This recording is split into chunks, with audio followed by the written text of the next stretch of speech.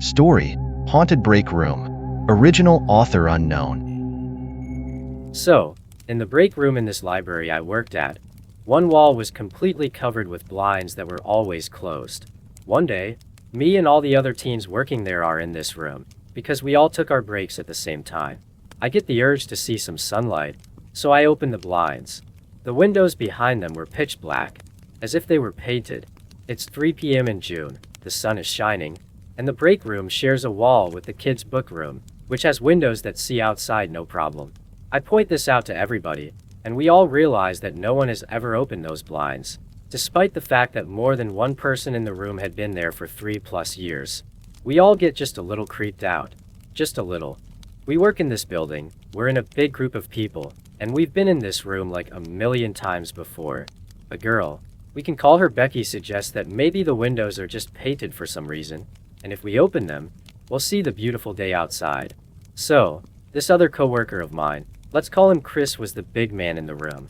He says, "Yeah, I'll open it," walks right up and does so.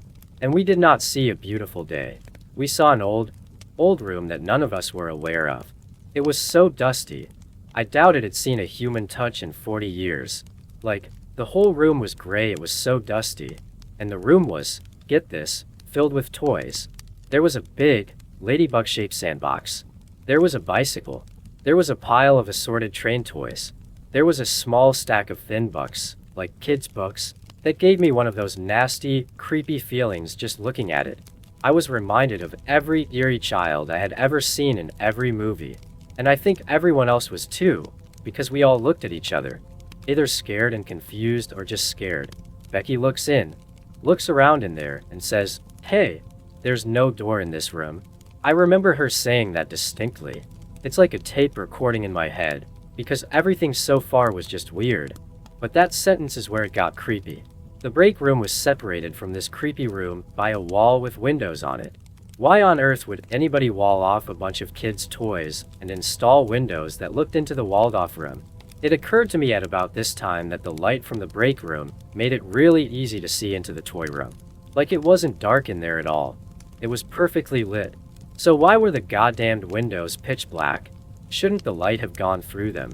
And I should have been able to see the other room when I moved the blinds? So I put my hand on one side of an open window and my head on the other side. Sure enough, I could see through it plain as day. I closed the window, and it was pitch black again. I pointed this out to everyone else, and they were completely baffled. About that time, we realized our break had been over a few minutes ago, so we went back to the library proper. When we got there, our boss, who was a bit of a slave driver, got mad and asked why we were all late. Another coworker, Rob, told her we found the weird room behind the windows in the break room. Her response was, "Oh, that," and she dropped it. This was a woman who would lecture a room full of people about the littlest thing, like if somebody left without writing on their sign-out sheet. Never mind that our shifts were all predetermined, and she had the master document with all of them on it on her desk at all times. But when the whole building was at DEFCON 1, that woman didn't want to talk about the room. Sometime later, we're all in the break room again, and someone who wasn't there last time wants to see it. I'm still creeped out, but it's one of those creeped outs where you want to expose someone else to it, to make sure that fear is the proper response and you're not just crazy.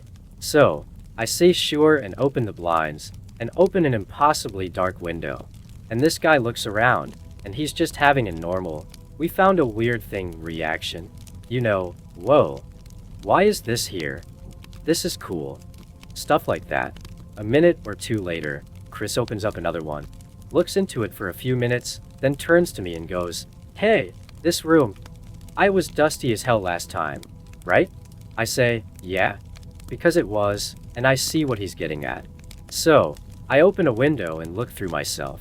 The room is clean, like spick and span, perfectly clean. Mrs. Brady and Alice had been through this room. When I say the room was cleaned, it was really just dusted. The dust was gone, and everything was shiny and new. But the toys and that book pile were left in their haphazard positions. That's why it frightened us so bad. Human beings organize when they clean, especially when what you're cleaning is a public building that you work at, which is the only way I could see that room being cleaned having a rational explanation. I say so, And all the people who were there last time opened windows and looked through and have, again, minor freakouts. Chris shuts his window and goes, "I think I'm going to end my break early today." Everyone in the room decides that's a good idea. We shut our windows, shut the blinds, and leave, all in a silence that no one wants to break. On the way back, we pass a maintenance guy. Becky asks him, "Hey, what's with that walled-off room in the break room?" And he just stares at us with this expression on his face that's either shock or fear. Either way, it was strong. I guess Becky thought he was confused, because she then said, "The one with all the old toys and dash," and he cut her off. Don't go in there, kids," he says and walks off. I didn't work the next day, but I did the Monday after. Chris came up to me that Monday and said, "We're not allowed to all take breaks at the same time anymore." A few days had passed, and I'd convinced myself that the toy room was just some kind of crazy set of coincidences that didn't matter. So I only respond to the news of a boss taking away an employee privilege. I probably said something like, "Man, that's lame." I don't even remember what I said, because it's that unimportant. But that same day, me and Chris and 2 other people were slacking off in one of the aisles. We've been talking about this change all day. So I say, "Hey, why did you guys all start taking your breaks at the same time in the first place?" And Chris says, visibly afraid, "Because we always felt creeped out in the break room alone, like we were being watched." Thanks for watching. Please like, share, and subscribe to listen to similar stories in future.